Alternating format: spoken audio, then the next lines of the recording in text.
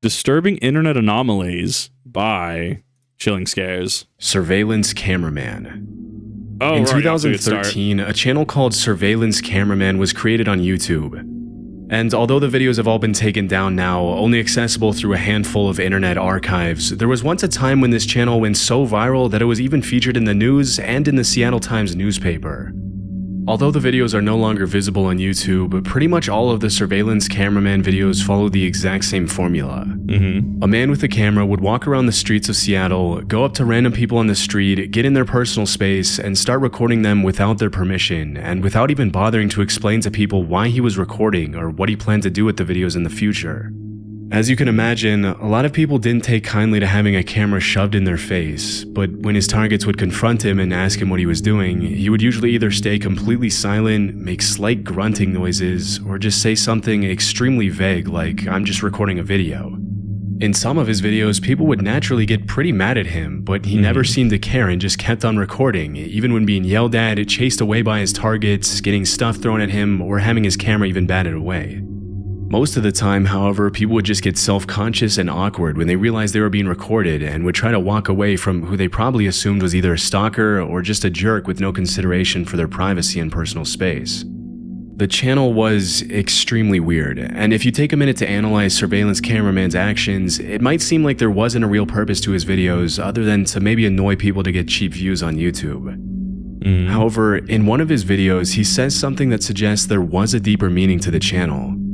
In his first video ever, he walks up to a young couple studying at a college campus, immediately pulls out his camera and starts recording them without their permission. After a few moments of awkward silence where the couple tries to figure out what's going on, the guy asks Surveillance Cameraman why he's recording them when they're just minding their own business, to which the uploader responds with a question.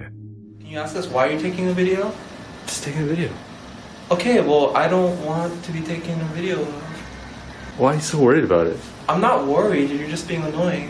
Look at it this way. You ever go to the grocery store? And now there's like surveillance cameras everywhere? Yeah? It's not a big deal. But there's a fundamental difference between going out and having cameras on you for, say, asset protection and or security reasons, and some random individual coming up and, you know, either nuisance streaming you, taking a picture video of you. Like there's a fundamental difference here at a core level. So I get that this is supposed to be like deep and philosophical and, well, what's the difference, right? You're on camera as is, but it's the intent behind it.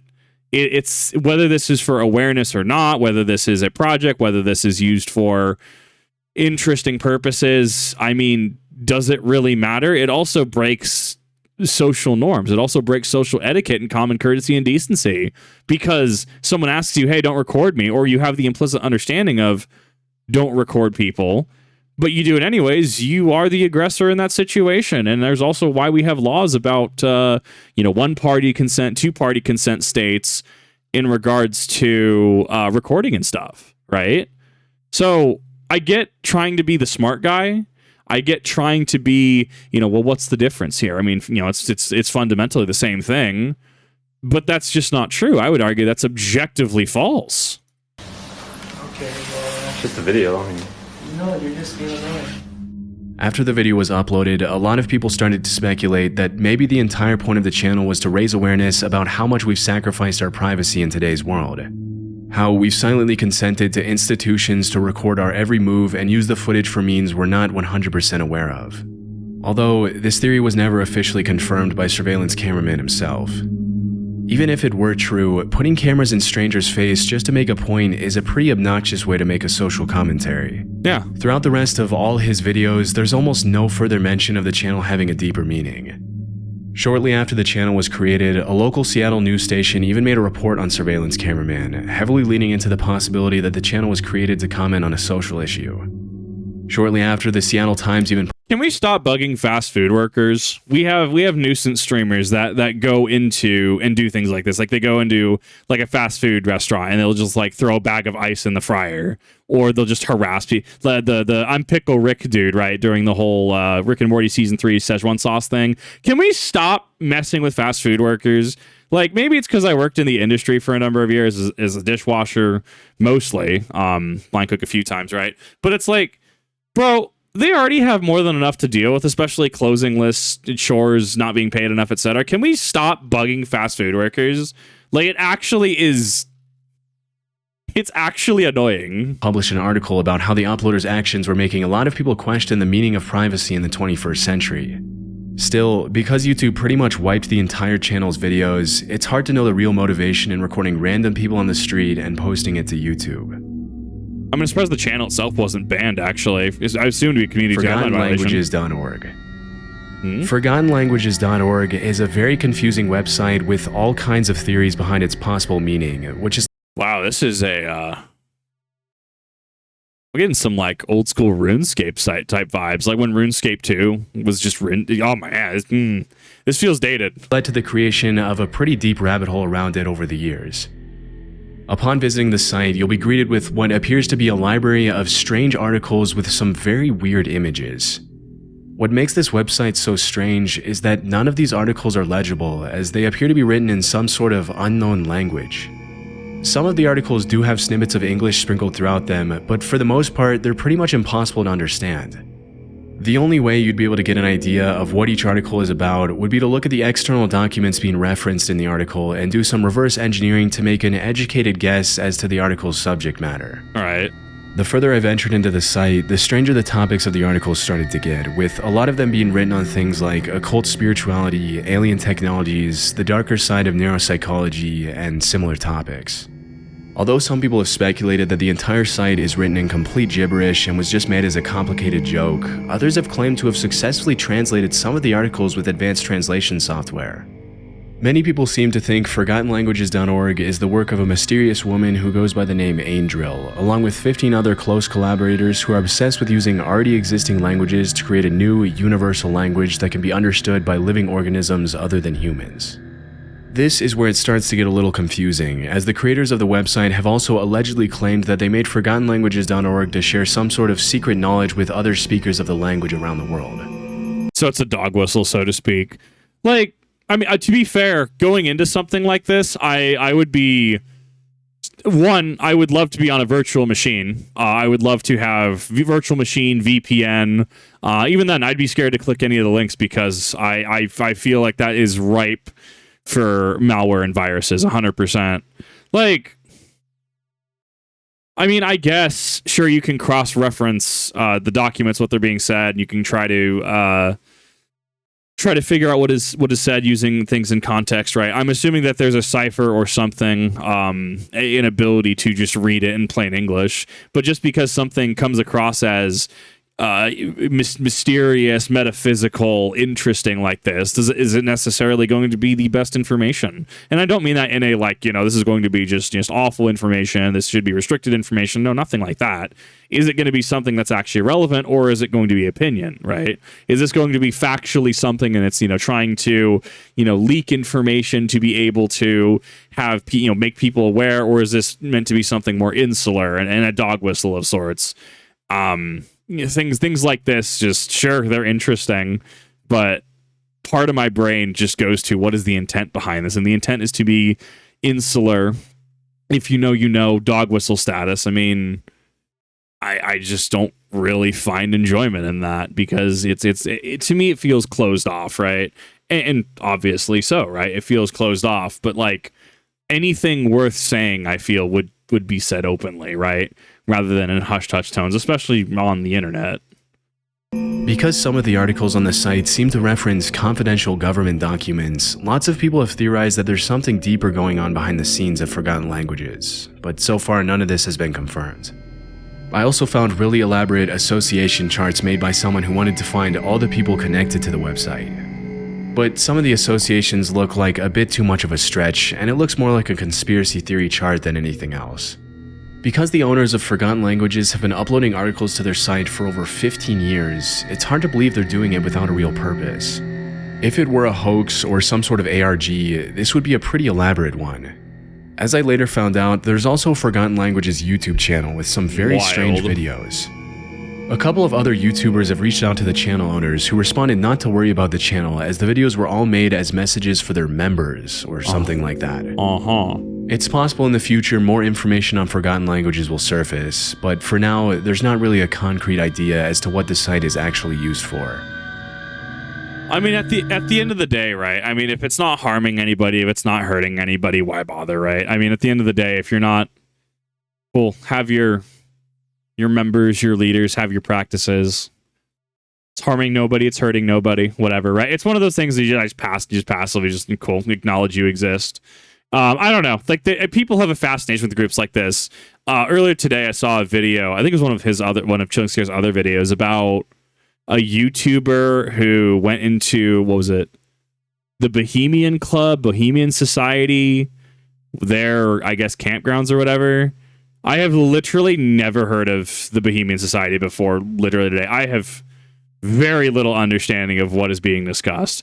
I mean, and then people will have a fascination with cults. Like people have fascinations with the Anthill Kids. People have fascinations with, I always forget the name of the cult. The Doomsday Cult, where everybody was in their beds when they all collectively unplugged, is how we'll word that.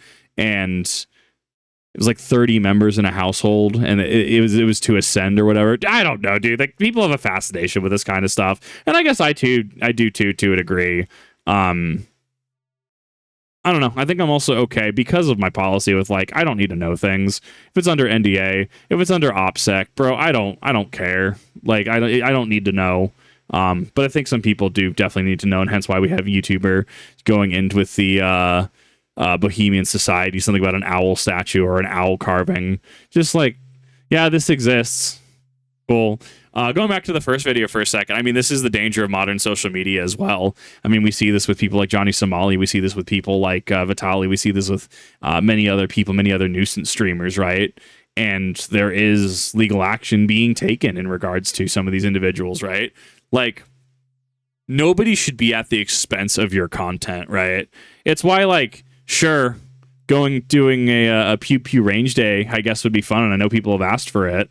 But at the same time, I don't want to subject other people at said range to random nuisance streamers streaming something, right? Not that I'd be a nuisance, clearly, but like because they inherently did not consent. And I asked the range, I'm like, yo, do you allow like recording? Well, I don't actually know the answer. You'd have to ask my boss. He's in this day. And I'm like, don't worry about it. I'm not worried. Like, it's not a deal breaker. I figured I would at least be polite and ask before, trying to do the thing and thus ruining other patrons' time, right?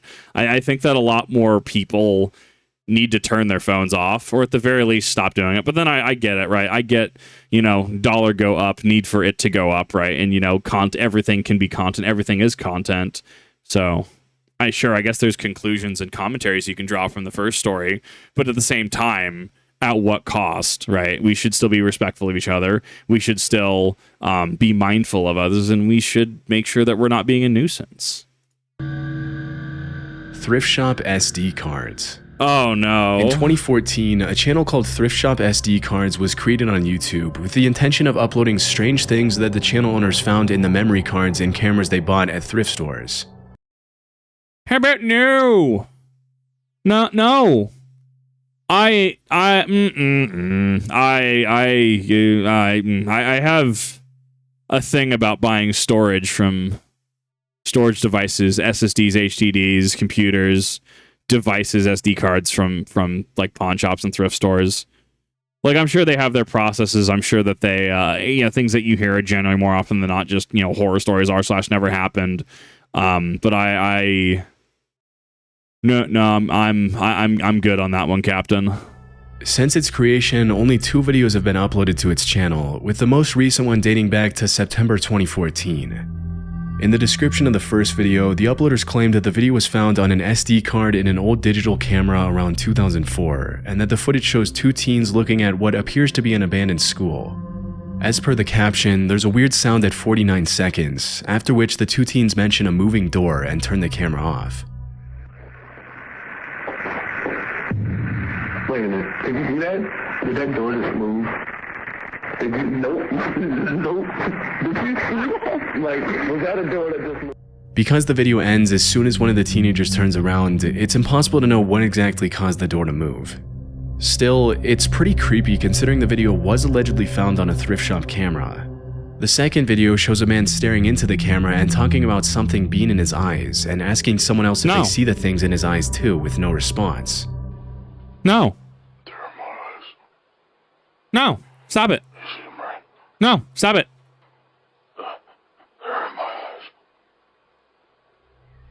You know, so it's things like these that cement, and I have the opinion that obviously, you know, there are allegedly potentially things that go bump in the night, right? Ghosties, ghoulies, you know, certain things that whistle in the night and stand on two legs. I always feel that the human element is by far the more terrifying. Because what's the thing you hear in Appalachia? You hear something, you see something, no, you didn't, right? That kind of thing. And generally, it seems more often than not in, you know, Reddit type stories. If you don't really mind it, it doesn't really bother you. Yeah, you don't worry about it. But when we talk about the human side of things, there was I think it was a Mr. Ballin video, right? Someone went out camping, and then, you know, just someone was outside their camp, and they were following them for miles. You know, hey, you know how to get to Bell's Canyon? Whether it's somebody that just, you know, aggressively tries to, you know, kind of just follow you, whether it's somebody who, another channel I was watching, you know, a Reddit type story, right? One of the most Idaho stories I'd ever heard of was went up to this national park, you know, in Idaho near the Montana border, and came across this landing, this flat area against a hill, and you know, this guy in a dirty wife beater went in, pulled out his bolt action, and obvious situation ensued, right? But like, it's the human element I found that is generally the most terrifying. And I think that there's a commentary that can go along with that, which is interesting, but also kind of horrifying, that regularly it seems that humans are the ones being the most horrific to other humans. Maybe it could be because we understand other humans inherently, or at least we try to, right? Where you're seeing a video like this, so they're in my eyes, something behind my eyes, and it's just like, because there's that familiarity that's similar, and that's why we get into Uncanny Valley. And as far as I'm aware, Uncanny Valley being an evolutionary adaptation, which in itself, why is that an evolutionary adaptation that humans have, if it is one? That's food for thought. Yeah, the human element in things has often been more spooky than the supernatural, in my opinion. According to the uploader, this video was taken in 2003, and although many people have found it a little disturbing, it's more than likely that the guy just had colored contact lenses in his eyes and was going to send the video to a friend asking if he could see them. Although, of course, this hasn't been confirmed, it's pretty likely that's all there is to this video.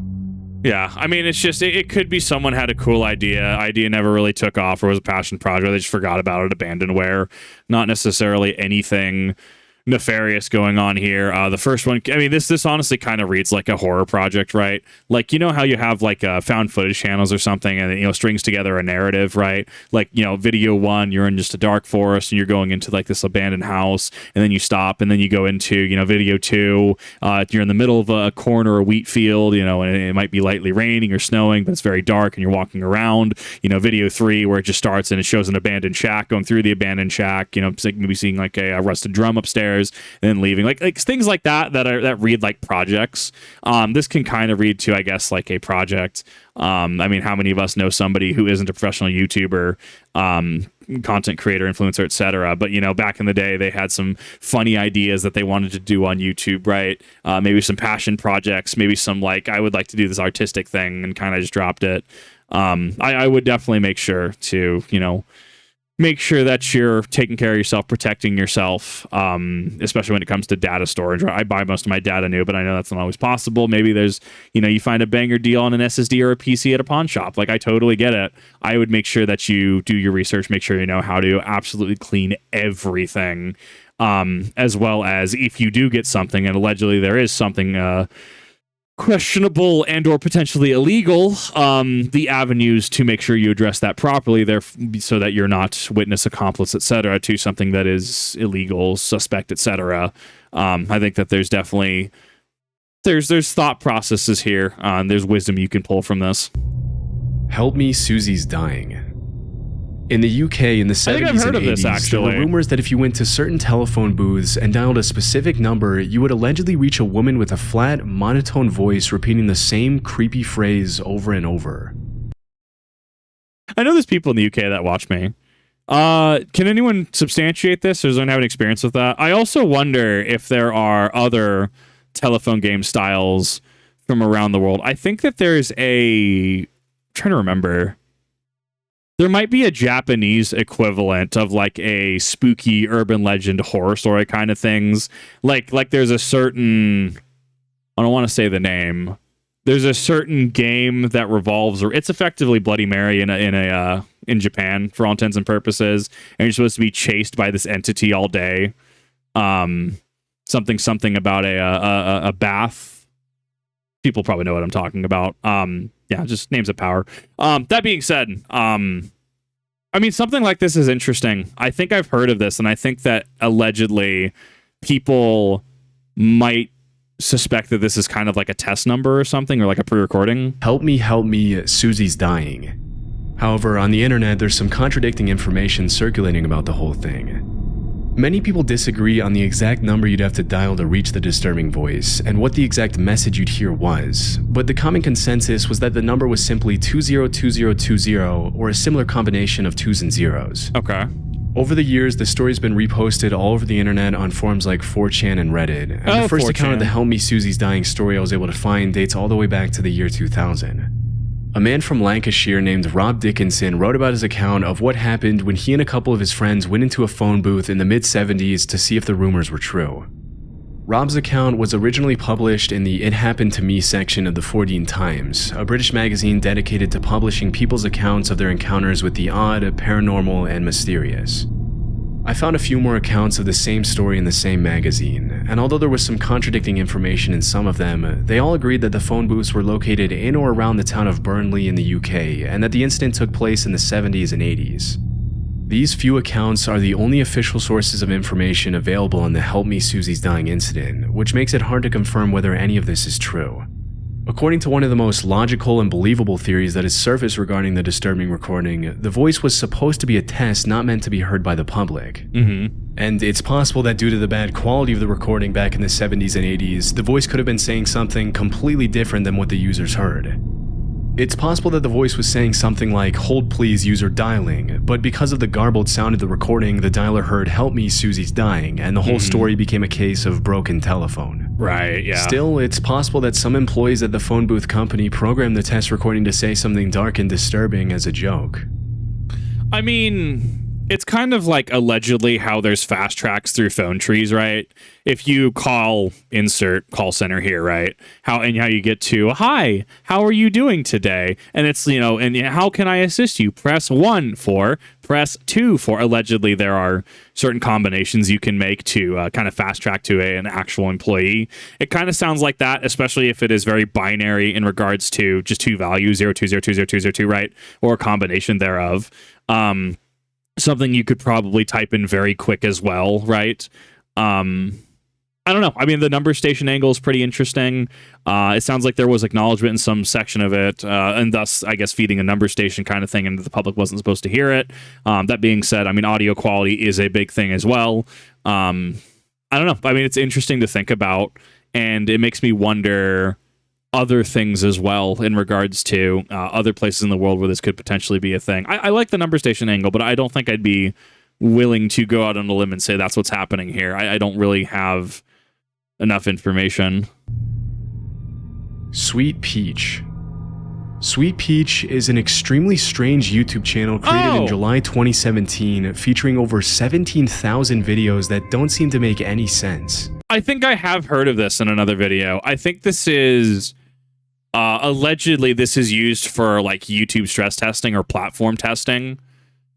That's kind of wild if stuff like this exists, and it's just like, it's not like it's telegraphed, right? If this is what this is, if this is used to actually like YouTube test, right?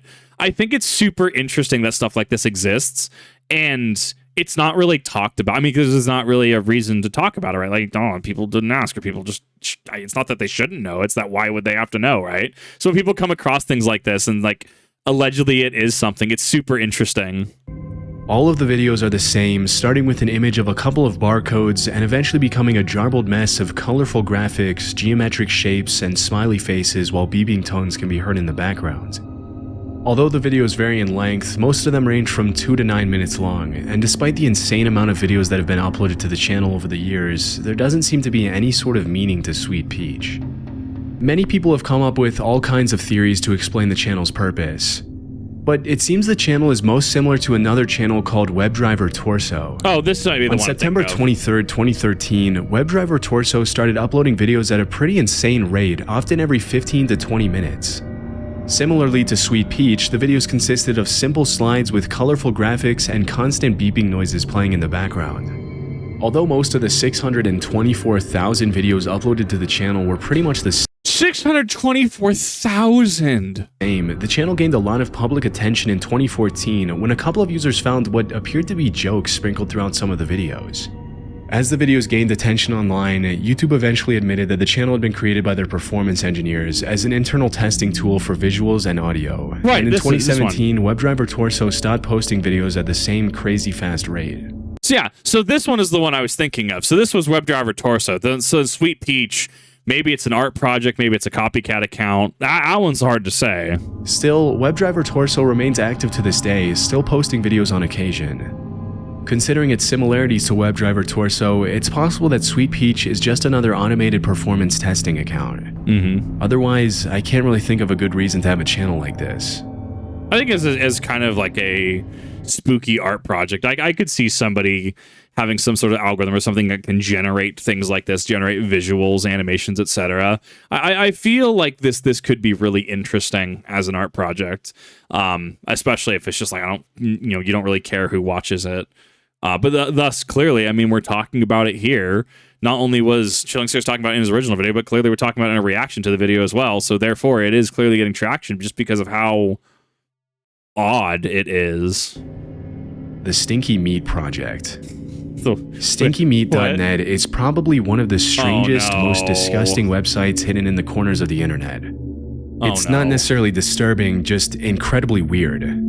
As per the website's description, the Stinky Meat Project was created in the summer of 2000 by a guy named Malin Smith, who thought it would be a good idea to take 3 different kinds of meat, put them on a plate, and place them in his neighbor's yard to see what would happen if you left the meat to rot.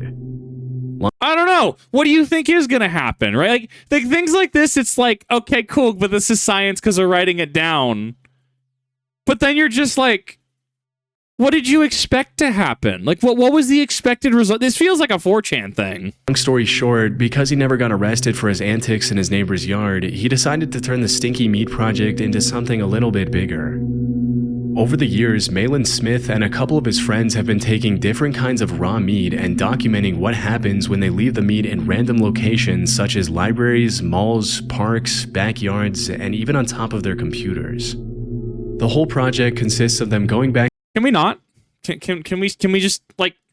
It's one thing if you want to like do it in your own like home, own place, like own property. Can we not involve other people? Like I feel like that's a quick way to get the meat thrown at your face. Just to like don't do it. This is not a crime. I don't know. I don't think it itself would be a crime. But if you're going onto someone else's property with, because it's not malicious intent, right? I mean, it's kind of just being a nuisance, I guess, just being a public nuisance, trespassing maybe. Like, this feels odd. I mean, I guess, to be fair, there could also be an argument made if meat is left to be quote-unquote stinky and therefore acknowledging that there is going to be some sort of rotting, molding, etc. process here, that you're aware of the consequences of the actions, especially because, yeah, rotting meat can make people sick. This is so strange. Like, it's really interesting. This feels like something like Somewhere to Gamers Mudahar would cover. To the meat they've left in different locations, checking to see how disgusting it gets over time, and uploading the pictures to their site, as well as some descriptions of what they had to go through for the meat to end up where it did. There doesn't seem to be much more to it. The sheer effort they've put into the whole thing is pretty insane. Over time, Malin and his friends have even made some merch with the Stinky Meat Project logo on t-shirts, and it appears they even had a bit of a fan base at their peak. It seems the project is no longer active, but the website definitely still is, and probably will be for a while. No. I mean, like, it goes back to, like, well, is it harming anybody? It has the potential to. It'd be different, like I said, if you had, like, land or something, or property, or it was your own house, right? But, like, if you're just hiding it in, like, planters or hiding in other people's yards or businesses or something, like, that feels very disruptive. And I in good faith, can't support that. It's just so Floating weird. Chinese city. In 2015, a video of what appeared to be a floating city in the clouds above the Chinese city of Foshan started circulating everywhere online, and after it was covered in several news stations around the world, all kinds of theories started surfacing regarding the video's origin. The quality of the video itself is pretty bad, but because it was allegedly shot on a cloudy day, it doesn't immediately look fake. I mean, this just looks like cloud patterns to me personally. Like, sure, you can argue that, like, have you ever, like, seen... I don't know what the correct term is. I don't know if cumulonimbus is the correct one or not. But, like, you'll have, like, clouds that look like they're just straight towers and stuff. Like there's clearly, like, verticality to them. I mean, it's not... Maybe, you know, it's moonlight and swamp gas is what this is. 100%. Despite the fact that even sources like CNN covered it, nobody really knows who shot the video or where it came from, which is pretty strange regardless of whether it's real or not. As you can imagine, as soon as some of the more credible news sources began speculating about the video's origin, people started throwing around all kinds of conspiracy theories, with some people claiming that the footage is undeniable evidence of the so-called Blue Beam Project. I'm sorry, the what? According to the now-deceased Canadian writer and poet Sergei Monast, Project Bluebeam was NASA's effort to broadcast holograms of the Second Coming of Christ all over the world to implement a totalitarian takeover of Earth by the New World Order.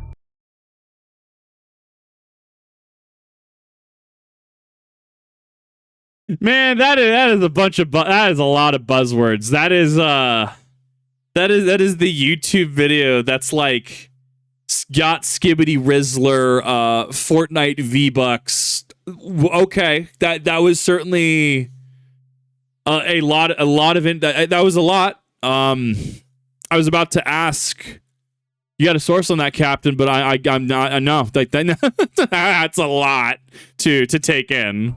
Although this is one of the wilder theories regarding the video's origin for sure, some of the other more credible theories that have also gained traction over the years suggest there's a more plausible explanation for the video of the floating city. According to one of the most believable ones, the floating city could have been a real video of something called a fata morgana, which is basically an optical illusion or a mirage caused by light rays being bent by extremely dense air trapped by alternating layers of warm and cold. This phenomenon sometimes That's so strange. I love it. It's so cool. I love science. Causes boats and ships on the ocean to look as if they're floating above the water in the distance, or that there's water in the distance on the road. Still, to say the floating city looks anything like what even the most impressive Fata Morgana usually looks like is a huge stretch, suggesting the very real possibility that the video was somehow faked. I don't know. I mean, like, it's not some ordinary gamer status trying to cover UFOs and aliens and stuff where the video looks like it's, you know, like taken on like a 1990 something like flip phone or whatever, right? Like, it's like actually not potato quality. Like, there's quality to that. This is one of those I look at and it's just like, that's cool. Yeah, that is a and cloud with and formation. I mean, my brain doesn't immediately jump to the supernatural, extraterrestrial, etc. It's one of those things I look at and I'm just like, I feel that we have not exhausted all avenues. And yeah, I mean, people in chat are talking about CGI. That's, you know, assuming that this is a video in good faith and not doctored already, right? I don't know. I'm sure it's possible. I'm sure that it's possible to CGI something like this, maybe downscale. I don't know. I don't know the process that would have to go into that, but it's one of those things I look at and it's just like, yeah, that's interesting. I don't really draw any conclusions from it personally. Project Red Sun. In 2012, supposed footage of a secret NASA mission to Mars in 1973 started gaining massive traction online. Okay. Many people bought into the theory that NASA had launched a covert project codenamed Project Red Sun in the late 60s and early 70s to land human beings on Mars and establish relationships with aliens without the general public noticing. See, you had me until aliens. You had me until the funny men on Mars. The footage itself starts with a blue screen warning viewers that the video is not meant for public distribution, after which we see 3 minutes of blurry, wobbly footage of the supposed Mars landing. At first glance, it's hard to know what to make of the video, and it's not hard to see why many conspiracy theorists tried to position the footage as proof that NASA had been working with aliens for the past 50 years while keeping the public completely in the dark. Right. Obviously, the most logical explanation is that the video and the theory behind it are fake. Some people have claimed that the footage is the work of the Faking Hoaxer, a small channel on YouTube that has released similar footage in the past and promoted it as real. It might also be worth mentioning that John Moonwalker, the YouTuber who originally uploaded the video back in 2012, has uploaded similar videos of questionable origin in the past. Yeah. The most popular video on his channel, uploaded 14 years ago, is titled Apollo 17 Alien Encounter, and it shows some obviously edited footage of a moon landing. So just with that, we have to take everything published by the channel with a grain of salt. A lot of people seem to favor the idea that the footage was created using some of NASA's still images of Mars and manipulating them with some basic editing software. But there are of course people in small pockets of the internet that still believe this is real, despite the overwhelming evidence against it. Yeah, just much like how there's people who read somebody daring them to do something on 4chan, and they do it. I mean, these people exist. I don't know. As an art project, would be super cool. Trying to pass it off as fake, I mean, I don't know. My suspense of disbelief is there. I mean, it's not even that it really takes a lot to convince me. It's not like I'm hardcore set in stone. It's like, sure, aliens, ghosts, whatever. Like, yeah, you got proof. You got a source. You got more than. Let's make a reference to Zach, the Ghost Hunters South Park episode, right? I mean, you got something. You have anything of tangibility. Like, I'm willing to listen as long as it's in good faith, right? Like, if somebody's like, well, back in, X year when I was in the military, or back in, 1982 when I worked this job or worked as a long haul trucker, right? And it's like, okay, I'm willing to listen if you're willing to discuss in good faith, right? And I think that's where a lot of people are at. I think a lot of people will discuss things if they're in good faith. But the moment it's not in good faith, that becomes the issue. Or there are people trying to pass it off as, no, it's in good faith. But it's like, okay, but clearly we've caught you in this discrepancy that you can't explain, right? I think that's where a lot of people are. And obviously, have that sense of disbelief, have that ability to be rational and critically think, right? Even common sense. But, I also say, like, don't close yourself up to potential opportunities. Obviously, come to your own conclusion on that. Thank you, Chung Scares, for an excellent video. Appreciate this. This was awesome to kind of look through. And I'll see you in the next one.